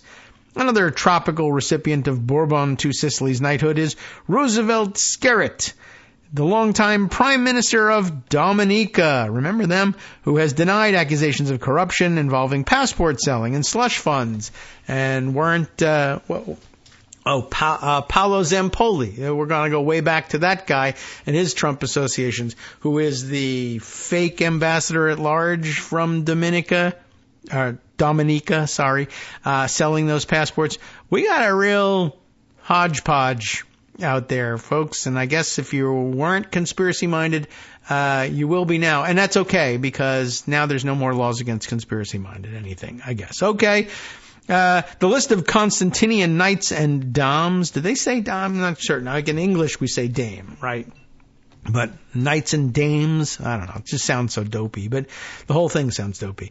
It includes cardinals and bishops. You might expect to be part of that. Rightist politicians like Brexiteer Anne Widdecombe, don't know her, and Italian Alberto Lembo, and dozens of obscure European aristocrats such as Princess Philomena, Countess of Paris, Jean-Christophe, Prince Napoleon, Jean, Count of Paris, head of the House of Orléans. I'm going to have to practice my French pronunciation. Oh, and I see we're going to have to correct things once again with the music, and that drives the editor crazy.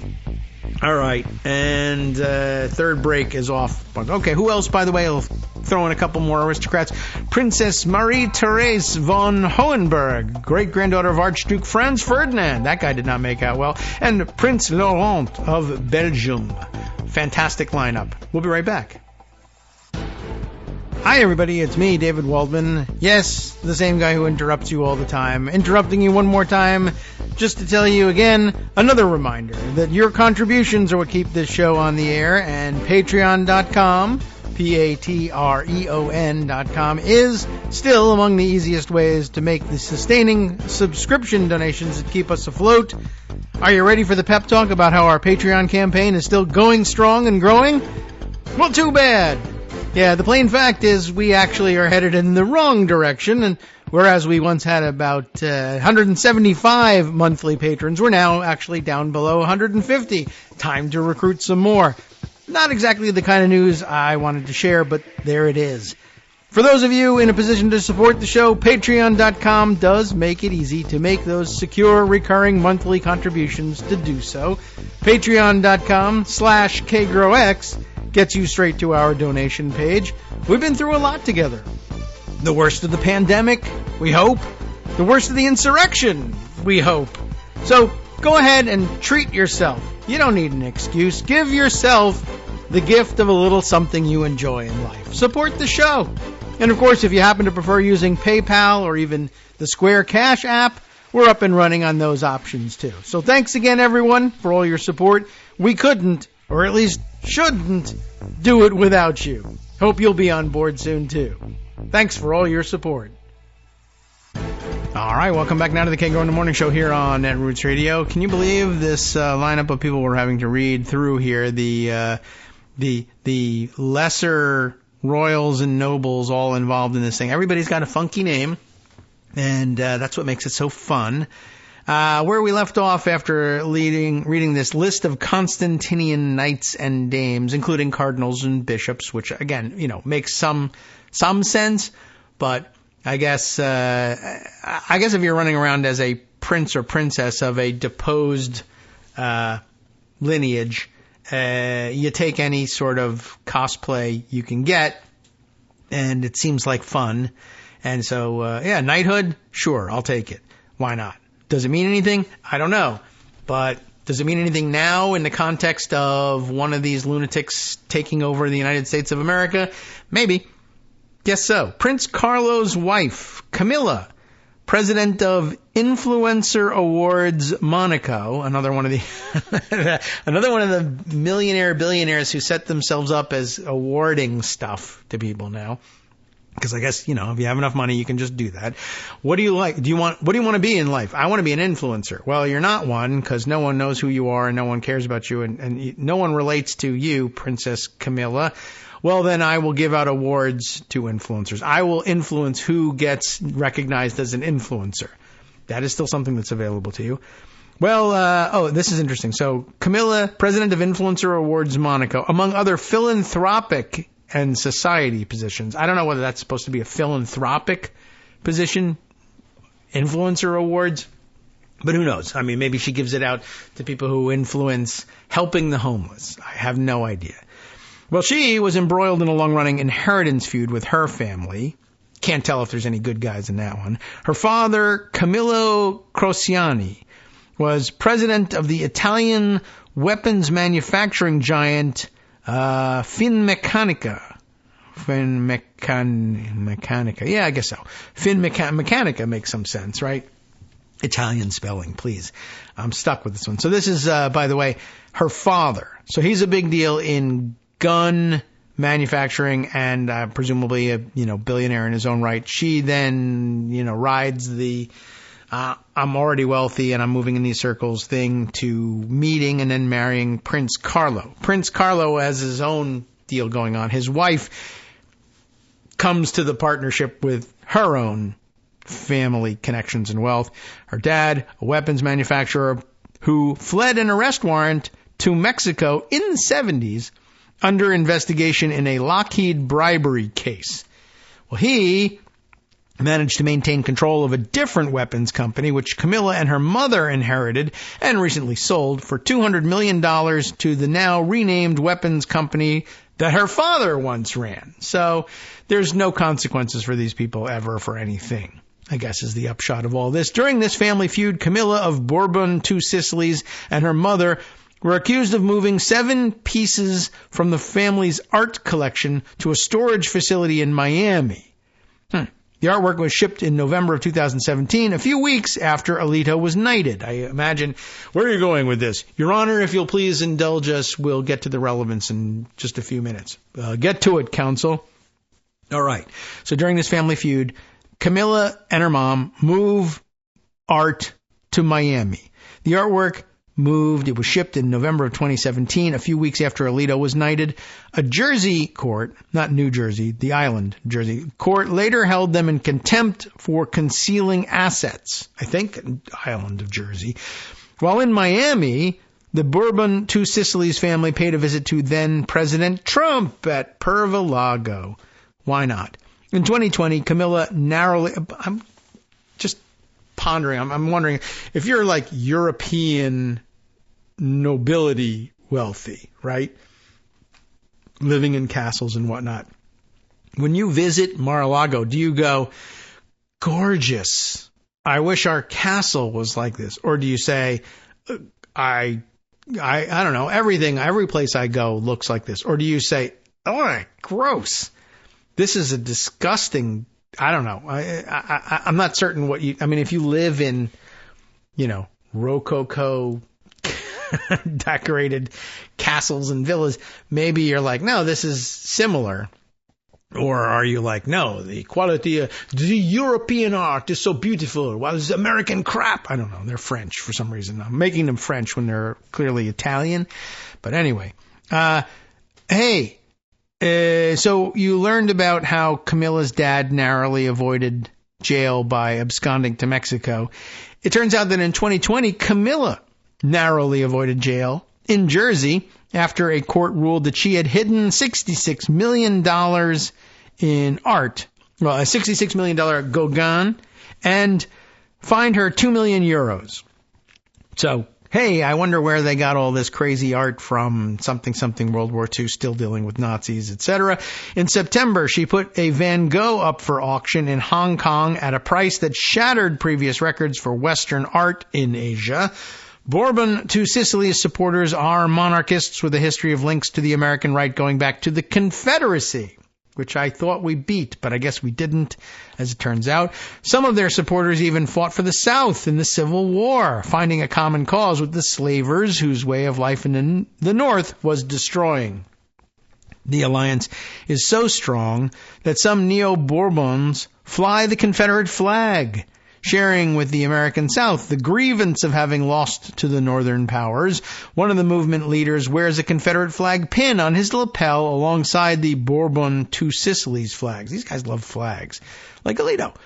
The Constantinian order and its knights are tied politically to this neo-Bourbon monarchist movement in southern Italy, according to the historian Enrico Dal Lago. Not Mar-a-Lago, but Dal Lago, because it is headed by the current heir to the throne of the Kingdom of the Two Sicilies. The Bourbonist movement is doing some extreme revisionism about what happened at the time of Italian unification, Dal Lago said. It claims Italy was unified against not just the will of the Naples kings, but of the Catholic Church, and that unification robbed the Pope and the southern kings. Probably did. The Constantinian order and its religio-politics have an, quote, enormous influence, unquote, on people of southern Italian ancestry living in the United States, Del Lago said. Anybody think? Oh, remember there was an Italian American at the beginning of this story. It's about Alito. Remember Alito? Okay. Alito's father was from Calabria, and his grandparents were from Basilicata. I have no idea about the pronunciations here. Two regions, allegedly, with a strong legacy of pro-Bourbonism. Del Lago speculated the familial connection was probably an unofficial reason for him being selected for the knighthood. Some legal experts think the knighthood may violate the U.S. Constitution's Emoluments Clause. And that's what the above the law selection is about, and perhaps we'll add that to our reading for the day. I mean, I don't know whether you would call it a pleasant distraction, but it's something of a distraction. So some legal experts think maybe the knighthood is a violation of the U.S. Constitution's Emoluments Clause, if there is one, which I heard when there was one, or we thought there was one in the Constitution, forbids federal office holders from accepting foreign gifts, money, or titles without congressional approval. A Supreme Court justice should not accept a knighthood, let alone from a far-right monarchical foreign religious military order, says Alex Aronson, executive director of Court Accountability. But screw that guy. The Influencer Awards lady says it's okay. The fact that Samuel Alito accepted such a knighthood, which very well might violate the Constitution's Foreign Emoluments Clause, is further evidence of his contempt for the American people and for our Constitution. Justice Alito did not respond to our emails or calls for comment.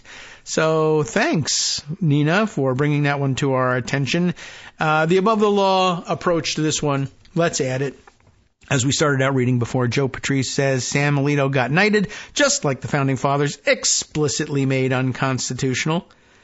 So again, Justice Sam Alito is the quintessential originalist. He will write, as he did in Dobbs, that rights are contingent upon being deeply rooted in the nation's history and tradition, like the two Sicilies kingdom and knighthoods and, royalty, et cetera, et cetera. A huge part of the nation's tradition. But this is just a hustle. Of course, now you see more proof of it. In truth, he cares little about either the text or the vaunted original public meaning of the Constitution, casting it aside with a yawn and an eye roll if it doesn't match his very contemporary political preferences, or his very ancient political preferences, as the case may be. And again, there might be some ivory tower intellectual somewhere who's actually into originalism, but no, not Sam Alito. The Intelligencer that we just read had us a story back on the 31st that actually happened several years ago, but not unlike Alito's upside-down flag nonsense, didn't register with the public at the time, just looked dumb. Now we know about it, and it's all connected, and also coincides with our learning about his hobnobbing with the right-wing German princess. So, where were we? Right. They just updated their webpage, and that's how I guess we come to notice Alito's investiture. So here we are. Joe Patrice continues, may we present Sir Samuel of Blackacre. We don't know his sigil, but it's meant to be flown upside down in all likelihood.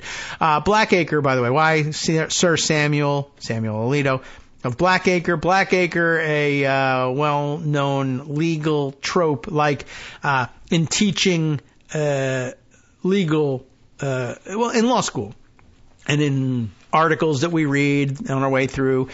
When you need a fictional property, that's sort of like the standard thing, like designers use stand-in text when they're mocking up designs for a print ad or something, and it has lorem ipsum, right? The Blackacre is just the standard, well-worn, well-used stand-in for the name of a parcel of property, Blackacre. Anyway, so he's Sir Samuel of Blackacre. Alito's An Appeal to Heaven flag is a reference to John Locke's argument in favor of a right to rise up against monarchists, which seems a little ironic now. Alito himself accepted a knighthood from an order managed by the House of Bourbon Two Sicilies.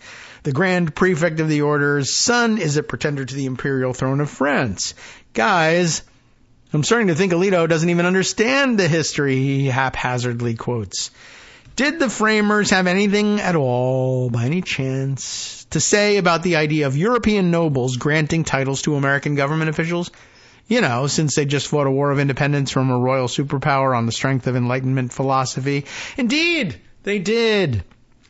Article 1, Section 9 of the United States Constitution, to the extent that matters, reads in relevant part, no title of nobility shall be granted by the United States, and no person holding any office of profit or trust under them, and I don't think we do trust them, and the profit isn't great for the Supreme Court justices, at least from pay. But okay, no person holding any office of profit or trust under them, the United States that is, shall, without the consent of Congress, accept any present emolument, office, or title of any kind whatever from any king, prince, or foreign state. Now, at the time this was written, it was probably considered unlikely that the United States Congress would grant permission prospectively, retroactively, what have you, for Samuel Alito to accept this emolument. But this next Congress probably will, or would, if they were asked. But they might not even ask because, F you. What are you going to do about it? I don't need your permission. Well, anyway, that's why you hear of some famous, that's why when you hear of some famous politician getting knighted or some other play title, it's always after they retire. I mean, you must have heard there are other people who have accepted these stupid titles and these, fake or not so fake knighthoods, but yeah, they wait until after they retire. Not Alito. The Supreme Court may be adamant that no branch can impose any ethical rules upon it, which is gibberish, but one would think the Constitution itself would exert some influence over the institution. But, to be fair, this is just the text of the Constitution. And originalists don't care about the text when they can conjure an original meaning deeply rooted in a nation's history and tradition. Perhaps, despite these words, the understanding at the time of the framing was much more friendly to the idea of high government officials taking on honorifics from foreign aristocrats. What did Alexander Hamilton think about it in the Federalist Papers, to the extent that that matters? Well, he wrote this. Evil, that's the first word, evils of this description ought not to be regarded as imaginary.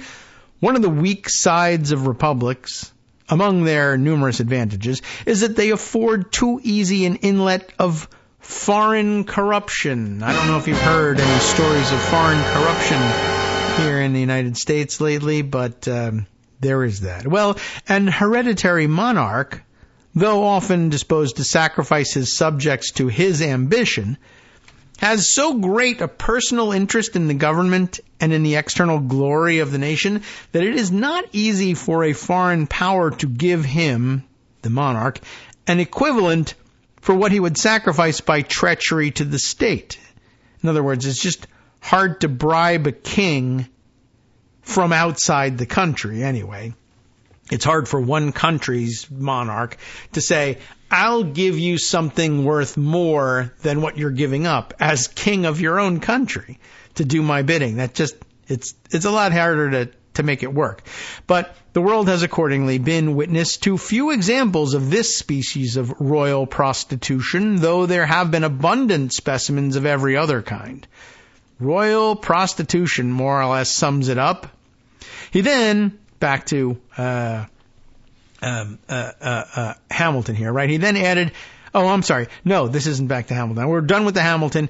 Joe Patrice says, royal prostitution more or less sums it up. And now is quoting from the Intelligencer piece about Alito's investiture, where they say he then added a Savoy blue wool cape made by the Pope's tailor, etc., and a large blingy jeweled cross insignia to his wardrobe of black vestments. And again, now Joe jumps out and says, well, or maybe royal pimping rather than royal prostitution, because that's straight out of Superfly, the cape and the big blingy cross, right?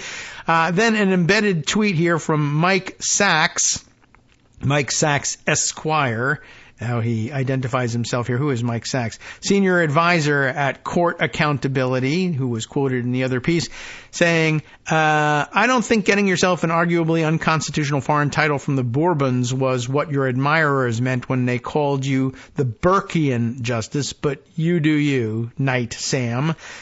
All right. Well, the Intelligencer article concludes, Justice Alito did not respond to emails or calls for comment. No shock there.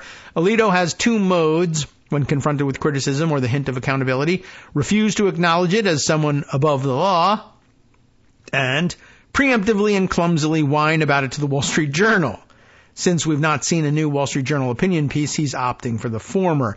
While the title amounts to a constitutional violation on its face, the oath that Alito took upon induction might be worse. And just to remind you of what it was, we declare and promise to Almighty God, to Jesus Christ, His only Son, our Lord, with the assistance of the Holy Spirit, the maternal protection of the Blessed Virgin Mary, and the powerful intercession of St. George the Martyr, to observe as true soldiers of Christ everything that is asked and recommended of us. Unless it's a joke. I mean, maybe it doesn't mean anything. There's a long history of bigotry hiding under the idea that groups bear some sort of dual loyalty that renders them unfit to be real Americans. You'll recall, of course, John F. Kennedy's election involved a nasty whisper, or not so much a whisper, campaign suggesting that as a Roman Catholic he'd take orders from the Pope over the American people. But that's just because he was a Catholic, not because he'd affirmatively sworn allegiance to the Bourbon crown in some eyes-wide-shut ceremony.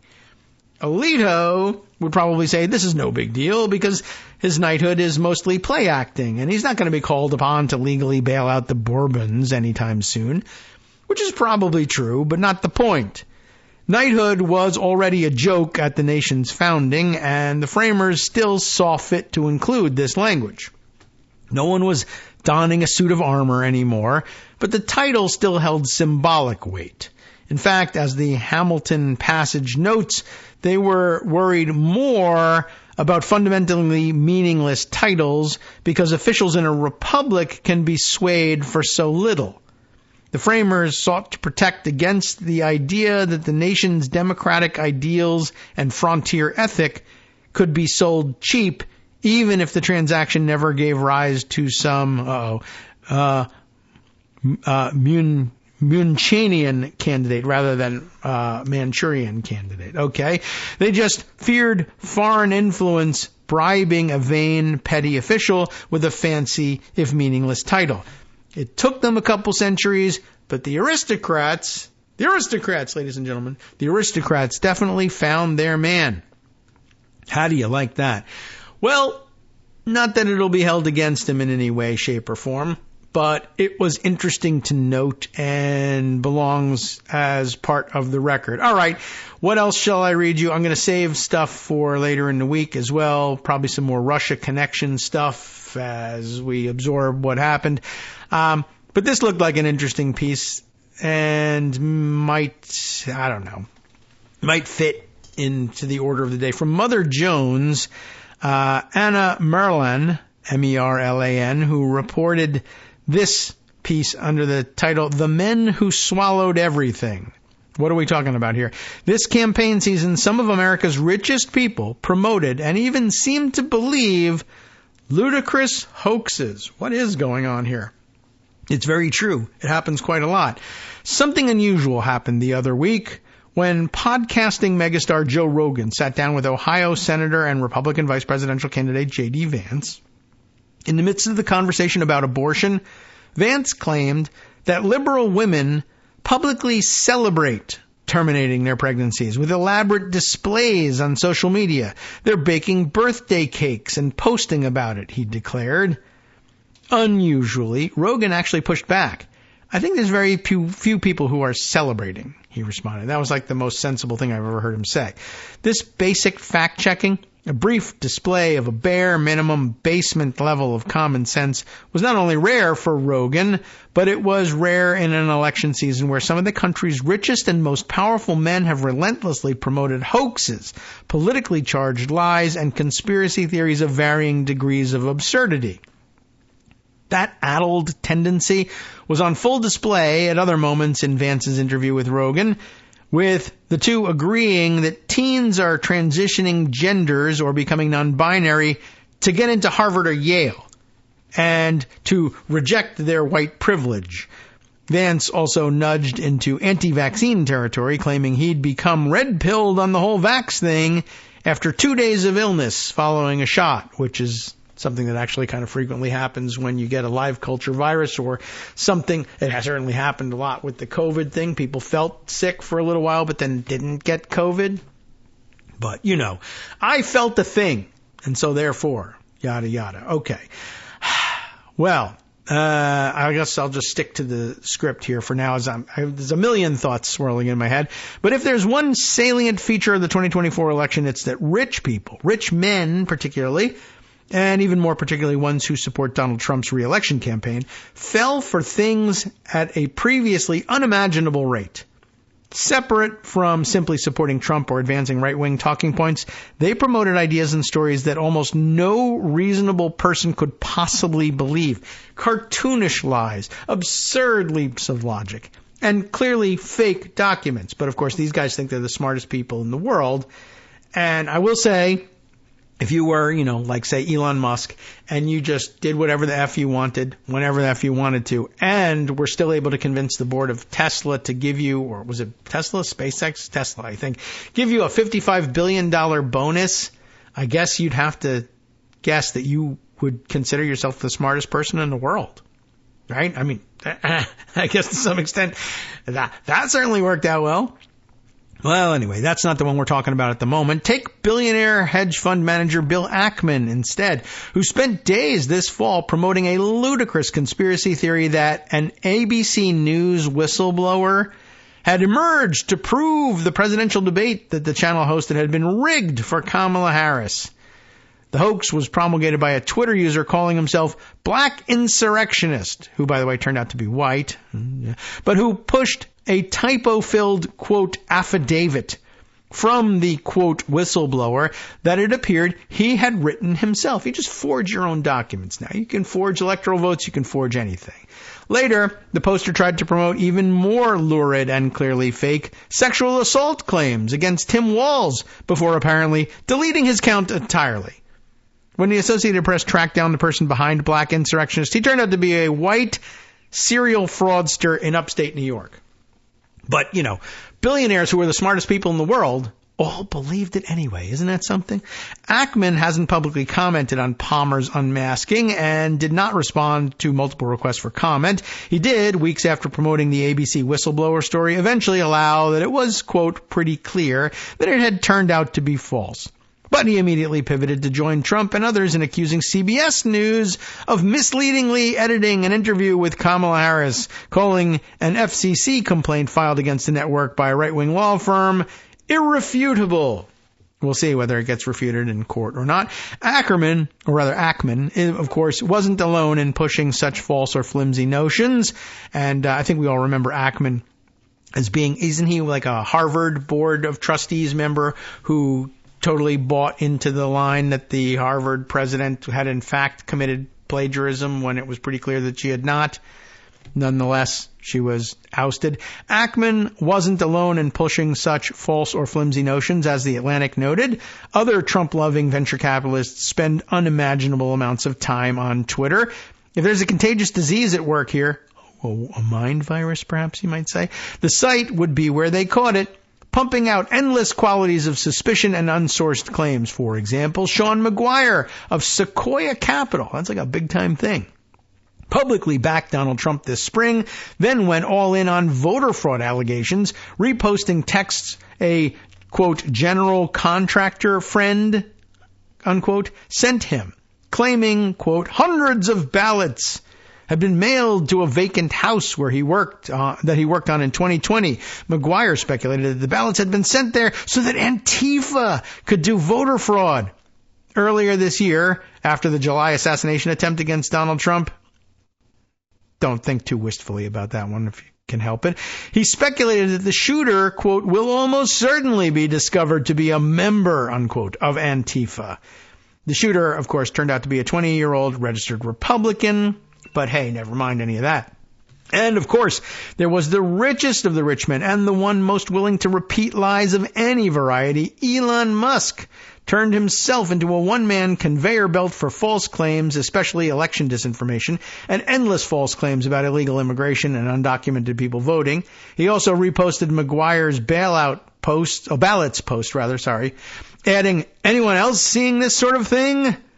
In his own conversation with Joe Rogan on Monday, Musk made a final preemptive claim of Democratic voter fraud and signaled an atmosphere of permanent, perpetual suspicion going forward should Harris win.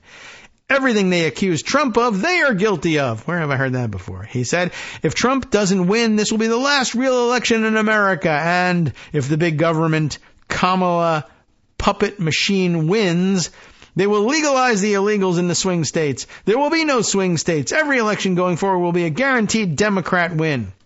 Or, I don't know, perhaps exactly the opposite. We will see. This is, he solemnly promised a few moments later, the last chance.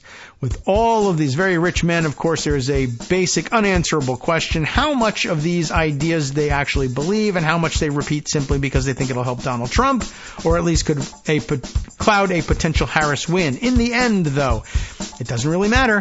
They've thrown the unimaginable weight of their money, power, and influence behind these lies, their impulse towards suspicion and paranoia, and their willingness to make extreme claims of fraud won't go away after Election Day, and the next target is anyone's guess. And now, of course, if anybody delivers on the promises or cares whether or not Trump delivers on his promises, Elon Musk, I guess, gets to be in charge of overseeing the government budget and deciding what is waste, fraud, and abuse and how much of it should be sent to his pockets. And what the hell? Yeah, he was born in South Africa and is supposedly constitutionally forbidden from being president. But what if you underwrote the whole thing and the other guy was an idiot and you convinced him that he should give you control instead?